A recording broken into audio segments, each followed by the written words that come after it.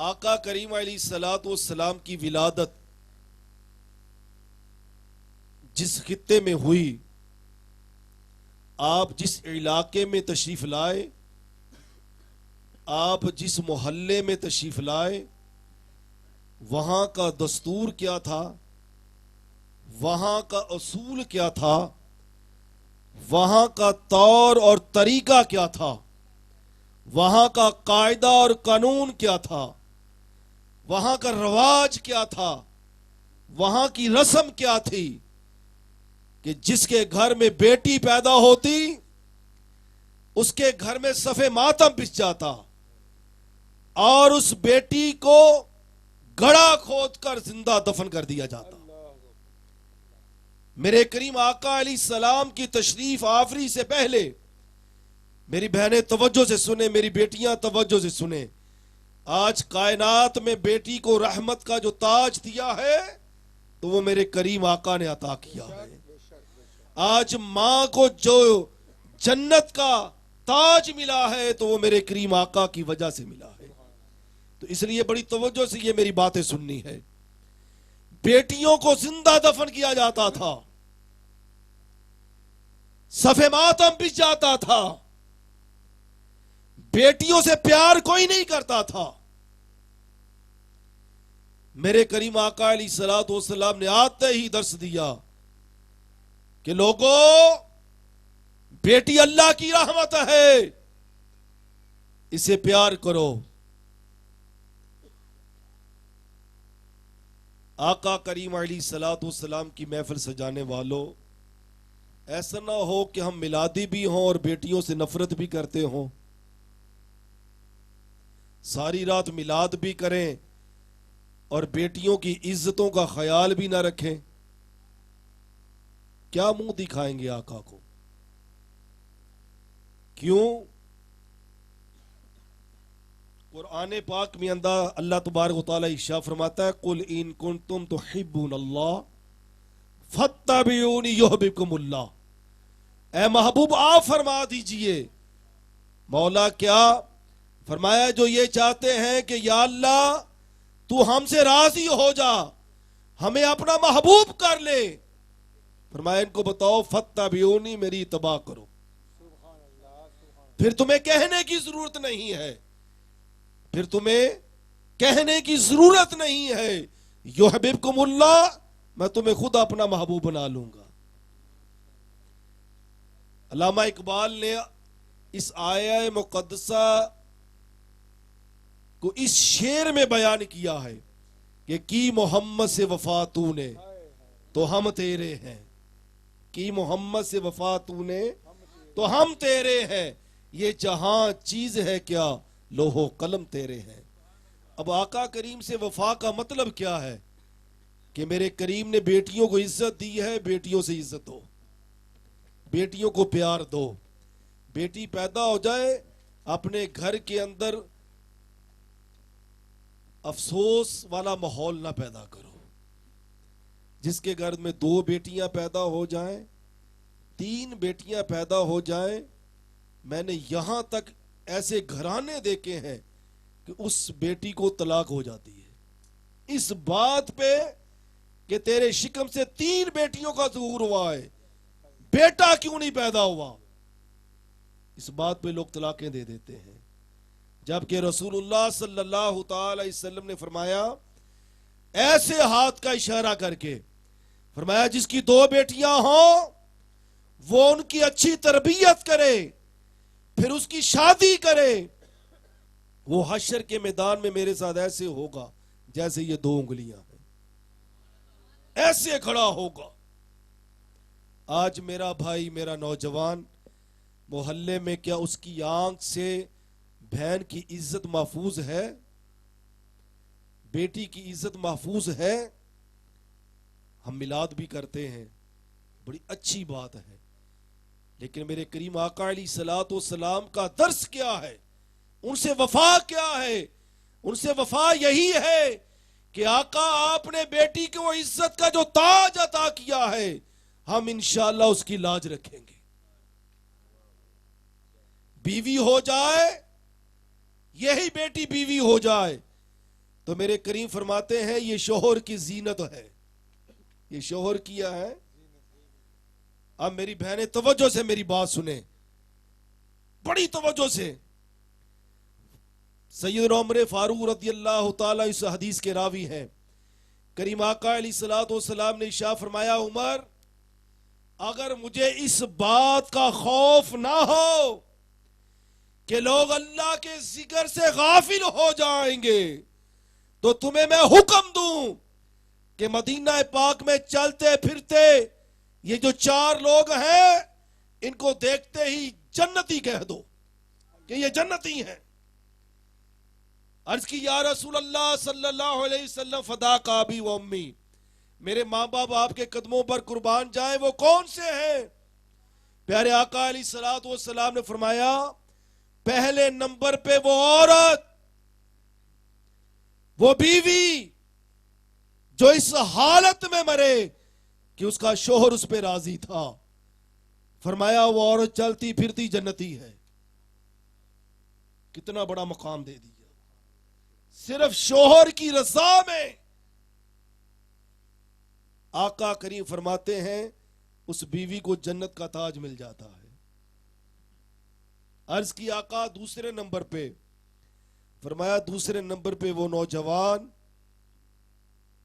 جو اس حالت میں مرے کہ اس کے ماں باپ راضی تھے, وہ نوجوان بھی جنتی ہے. میں بھی دیکھوں, آپ بھی دیکھیں, اپنے اپنے گریباں میں سٹیج سے لے کر پیچھے تک ہم یہاں تو ساری رات اللہ اور اس کے رسول کے ذکر کے لیے بیٹھے ہیں. ہماری ماں ہمارا باپ کیا ہم سے راضی ہے؟ ہمارا ماں, ہماری والدہ, ہمارے والد محترم, امی جان, والد, ان کے ساتھ ہمارا انداز طریقہ کیا ہے بولنے کا؟ 10 منٹ مجھے تقریب ہو گئے ہیں, 5 منٹ باقی رہ گئے ہیں. صرف 2 حدیثیں میں نے عرض کرنی ہے, پھر اس کے بعد اجازت. بعض اوقات ہوتا ہے جو سعادت مند اولاد ہو اس کو جب عزت مل جائے نا, کوئی مقام مل جائے, جو سب جب اس کو کوئی منصب مل جائے, کوئی عہدہ مل جائے, یا وہ بیچارہ اچھا گھر بنا لے, تو اس کی تڑپ ہوتی ہے, خواہش ہوتی ہے کیا, کاش آج میری ماں زندہ ہوتی, کاش آج میرا باپ زندہ ہوتا, تو وہ دیکھتا کہ اس کے لگتے جگر کو اللہ نے کیا عزت عطا کی ہے. یہ جو سعادت مند نیک اولاد کی بات کر رہا ہوں. جب معراج کی رات کریم آقا علیہ الصلوۃ والسلام تشریف لائے نا, تو یہ معراج کا انعام پہلے کسی نبی کو نہیں ملا, پہلے کسی نبی کو نہیں ملا. جب آقا کو اتنا بڑا انعام ملا, اتنا بڑا انعام ملا, تو نماز عشاء کا وقت ہے. اما عائشہ صدیقہ طیبہ طاہرہ عابدہ زاہدہ حافظہ عالمہ رضی اللہ تعالی عنہا آپ کے حجرہ مبارک سے جب مسجد نبوی میں تشریف لائے تو دیکھا صحابہ کی جماعت ہے, جمع غفیر صحابہ ہیں. جب آقا نے دیکھا تو پیارے آقا علیہ السلام کی آنکھوں سے آنسو جاری ہو گئے. سیدنا صدیق اکبر رضی اللہ تعالیٰ عنہ آگے تشریف لائے, عرض کرتے ہیں آقا میرے ماں باپ آپ کے قدموں پر قربان جائیں, آپ کی آنکھوں سے آنسو.